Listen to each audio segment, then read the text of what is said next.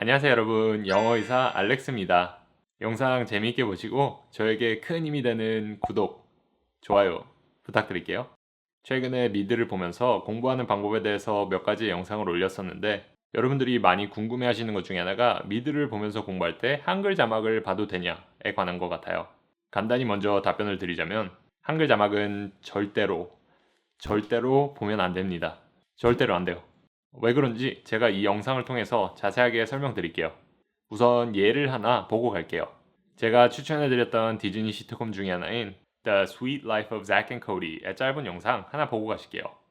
Mom, please. 이 대사는 엄마 제발요 라고 번역이 됐죠. 이거는 크게 문제없는 대사 번역이니까 그냥 넘어가도록 할게요. 그 다음 대사는 Guys, what's wrong with your old bikes? They're still perfectly good. 이란 대사인데요.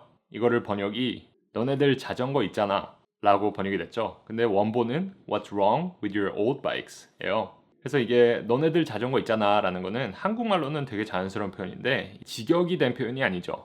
What's wrong with your old bikes? 라는 거를 직역을 하면은 너의 오래된 자전거에 문제가 뭐야? 이렇게 되면 이 영어 문장을 훨씬 더 받아들이기가 쉽죠.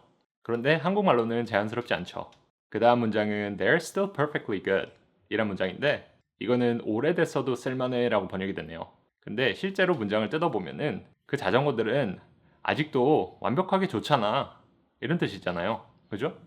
그래서 이거를 한국말로 직역을 해도 해석이 되는데 자연스럽지가 않죠.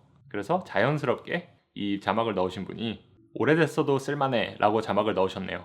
그 다음 대사는 Mom, they're tricycles 라는 대사인데요. 엄마 그거 세발 자전거예요 라고 번역이 돼서 큰 문제 없으니까 이것도 넘어갈게요.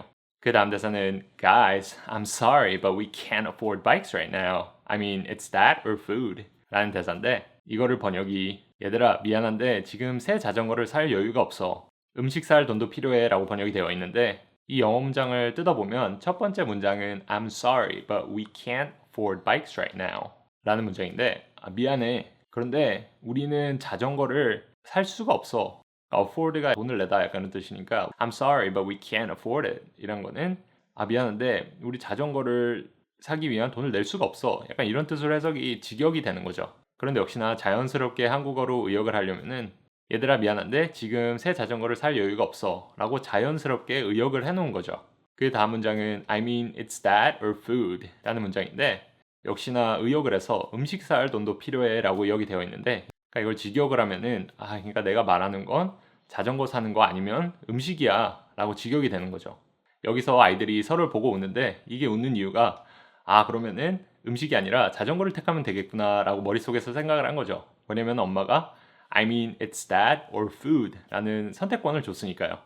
그러니까 엄마가 그걸 깨닫고 그 다음 대사로 No, forget I gave you that option 이라고 말하면서 내가 너희들한테 자전거 사는 거 아니면 음식이라고 옵션을 준 거를 잊어버려 라고 직역이 되는 거죠. 근데 역시나 한글 자막은 아니야 방금 한 말은 잊어버려 라고 의역이 되어 있죠. 한글 자막은 한국어로 대사들이 자연스럽게 흘러가기 위해서 의역을 합니다. 제가 예를 들은 이 자막은 일반인 분이 넣은 자막 같은데 영화나 TV 프로그램을 전문적으로 번역하시는 분들이 넣은 자막도 비슷합니다. 제가 한국에 가서 한국 영화관에서 미국 영화를 볼 때 영어 대사를 듣고 한글 자막을 보면서 저 말은 저런 뜻이 아닌데 라고 생각한 적이 많아요. 이 번역을 하신 분들이 영어 표현을 몰라서 그렇게 자막을 넣은 게 아니라 영상 매체를 위한 한국어 자막을 만들 때는 한국어 표현들로 자막들이 자연스럽게 흘러가는 게 정확한 직역보다 중요하기 때문에 그래요. 정확한 직역을 하는 게 영어 공부에는 훨씬 도움이 될 텐데 그러면은 자막이 너무 부자연스러워져서 영화나 드라마의 자연스러운 흐름을 방해하겠죠. 이런 이유 때문에 제가 한글 자막을 보면 안 된다고 말씀드리는 거예요.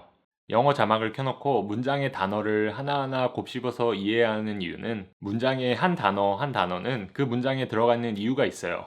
그 문장을 대충 뭉뚱그려서 한글 자막으로 번역한 거나 상황이 더 자연스럽게 어울리도록 한국어 의역을 넣어놓은 자막은 영어 공부를 위한 가치가 없습니다. 전혀 영어 공부에 도움이 안 돼요.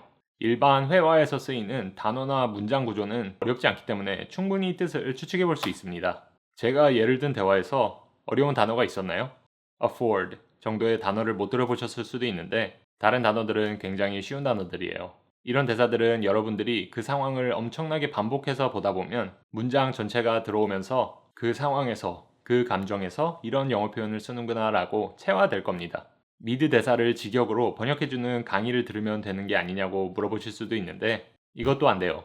본인이 직접 상황을 보고 대사를 보면서 이 상황을 이해하고 대사를 분석하는 과정을 반복적으로 거쳐야 합니다. 이후에 본인이 생각했던 뜻이 맞는지 확인하고 싶거나 도저히 추측이 안 되는 상황과 대사를 이해하기 위해서는 남의 강의를 듣거나 남의 도움을 받는 것은 괜찮습니다. 하지만 처음부터 해석과 함께 미드를 보진 마세요. 남이 떠먹여주는 해석은 여러분들의 영어 실력 향상을 방해할 수 있습니다.